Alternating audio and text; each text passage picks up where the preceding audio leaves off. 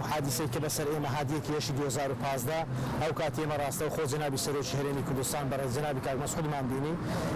هەموو پەژارەی خۆی بۆ ئێمە دەربڕی جەنابیشان فەرمووی فەوری حالەجێی ئەو ماڵانە بکەن شوێنی نیشتەجێبوونیان بۆ دیاریکەن و قەرەبووش بکرێنەوە بە گوێرەی پێویست تاکو ئێستا ئێمە وەکو قەرەبوو نەکراوینەوە قەناعەتم پێ بکە ئێمە لەوێن ئۆتۆمۆبیلمان بەرکەوتووە بە بەری 1 ملیۆن دینار قەرەبوو کراوینەوە کە شایەن 1 ماتۆسکیلە ئێستا ئەمە وەکو زیان لێکەوتوانی دەرەجەیەکی ئەم مەنتیقە وەکو تەواوی قەندیلیش بەڕاستی دۆخێک لەو قەندیلە دەگوزارێت خەڵک ناتوانێت بە ئیسراعەت لەو ناوچەیە بژی قەناعەت کە منداڵەکان بەدەم گریانەوە کە ئێوارە بەدەم گریانەوە هەتا بەیانی دەبی بیان خەیتە باوەش ئێمەش طبعا هاوڵاتی ئەم هەرێمەینە داوامان لە جەنابی سەرۆکی حکومەتە بەڕاستی هانامان بۆ جەنابیان هێناوە ڕاستەوخۆ لەگەڵ کەسی یەکەمی زیان لێکەوتوەکان کۆ ببیتەوە و هۆکاری قەرەبوونەکردنەوەی ئەو زیان لێکەوتوانە دیاری بکرێت خۆی یەک ئەگەر هەیە لێرەدا ئەمەوە ئەو ئەگەر ئاراستەی حکومەتی هەرێمی کوردستان حکومەتی هەرا بکەن ئەوان ئەگەر ئەیانەوێت ئەو شەڕێککە هەیە لە مابینی پارتی کرێکارانی کوردستان پەکەکە و تورکیا و ئەو شەڕێککە هەشە لە مابینی کوردانی ڕۆژهەڵات و ئیران ئەیانەوێت ئەو ناوچانە چۆڵ بکرێت ئەمە زەربەیەکی گەورەیە لە خاکی عێراق بدرێت چونکە ئێمە تەحاملی هیچمان نەماوە قەناعەت پێ بکە ناوچەیەک چۆڵ کراوە ئەگەر بێ سەرکردی کشتتوکاڵی لەو ناوچە کردی کشتتوکاڵی بژاوەتەوە بگرە بەدەیان 1000 دۆنم چۆڵ کراوە جێ گوندێک بنمونە بنیوەکو گوندی زارگەڵی خاوەنی 100,000 پارچە زەویە لەو ناوچەی 100 دۆنمە ئێستا خاوەنەکانیان ناتوانن بگەڕنەوە سەر زەیدی خۆیان بڕۆ ئەو شوێنە تەماشای شوێنێکە وەکو شوێنێکە کە چۆن موسڵ بۆردومان کراوە خەندین ئەوە بۆردومان کراوە کاکە ئەمەوێ سەرکردەکانی ئێمە بەڕاستی جوئەتانە بێنە سەرخەت لەم خەڵکە هەژار و بێتاوانە پێسنەوە جارە ئێمە وەکو بەشێک لە کەسوکاری قوربانیانی زیانلێکەوتوی بۆردومانی فڕۆکەی تورکیا و تۆبارانەکانی ئێرانی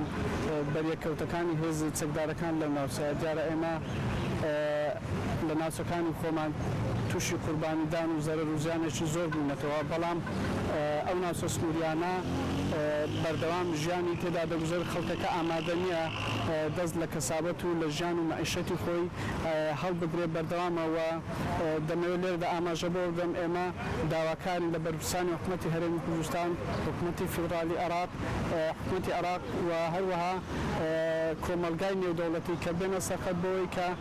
بەدەم داواکاریەکانی ئێمەوە بێن بە قەرەبووکردنەوەی قوربانیان بە مادوی معنەیە هەروەها دوورخستنەوەی هەموو ئەو هێزە چەکداران لە ناوچە سنووریانە لە قەندیلەوە تاکو زاخۆ بۆیە پێویستە کۆمەلگای نێودەوڵەتی گوێ لە ئێمە بگرێت چونکە لە ڕێکەوتنامەی جنێڤ داهاتووە لە مادەی 50 کە کوشتنی هاوڵاتی سڤیل بۆ شەڕ و ململانەکانەوە کارێکی نایاسایە هەروەها مادەی 54 کە بۆردومانی زەویە کشتتوکاڵێک ڕێز و باغی هاوڵاتیان مادەی 57 کە باز لەوە دەکات کە هەموو کردەوەش سەربازی یاسایی نییە لەو ناوچانەدا و هەروەها لە بەیاننامەی نەتەوەگرتوەکان داهاتوە لە مادەی 33 کە دەکرێت تورکیا سەروەری خاچی عێراق پێشێن نەکا هەروەها لە مادەی 2 بەرگەی 4 داهاتووە کە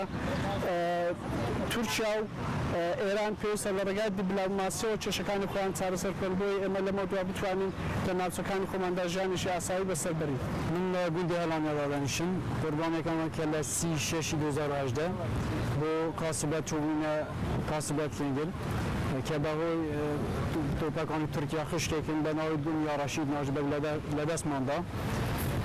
کە ئێمە داواکارین لە حکومەتی هەرێمی کوردستان و عێراق کەم بۆردومانە ڕابگرین و هەروەها کە تورکیا 30 کیلۆمەتر خاکی هەرێمی کوردستانی داگیر کردووە ئێمە داواکارین کە حکومەتی هەرێمی کوردستان کە سەروەری خاکی خۆیان بپارێزرین و هەروەها داوالەندە پەرلەمانی کوردستان دەکەین ئەم قەزیە بەرز بکەنەوە بۆ ناو پەرلەمانی کوردستان و عێراق